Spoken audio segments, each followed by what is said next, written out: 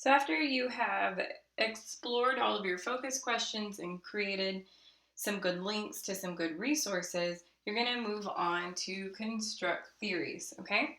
So this part of the process is where you start creating your plan. So your scenario, if you remember, was that you're trying to travel through Texas, hitting all of the regions while surviving during the 1500s.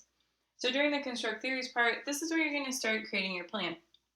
You're going to consider what path you're taking through Texas, the types of natives you'll run into, the things that you're going to eat, these kinds of things. So you need to write that out. You need to write out your plan. Once you have your plan, you can move on to test theories. Test theories is kind of like the revising and editing portion of the writing process. So once you have your plan, you can go back and you can look at your plan and you can see maybe there's some stuff that I could have added. Maybe there's something that I need to take out. Basically, this is where you're going to be thinking about the scenario again and double checking your work. And when you submit for this step, you're going to be submitting anything that you've changed, any revisions that you've made, the things that you've thought about. So you can submit a thinking map, a graphic organizer, any of those type of things. We just want to see your process. It doesn't have to be a 20-page paper, like I say. So after you've tested your theories and you're happy with what you've come up with, you move on to draw conclusions. And this part is where you're going to be coming up with the final answer to the scenario.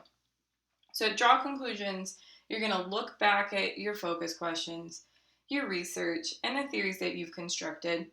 And in this case, in this scenario, you're going to have your entire plan for what you're going to do to solve this scenario. So you'll know the path you're taking, what food you'll eat, the natives, what regions you're going through, those kinds of things. By this time, you should have answers to all of those questions.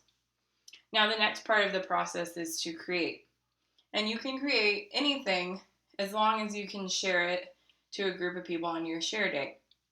So if you create something that is tangible, like a model, or if you even make a model through something like Minecraft, I want you to have a short, like paper, one page-ish about what your plan was, okay? I don't want you just to come in with a model and be like, oh, here it is.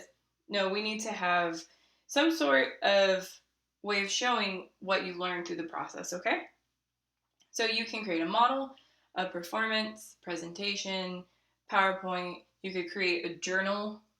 You could create anything really, as long as it demonstrates what you have learned and we see the process through it.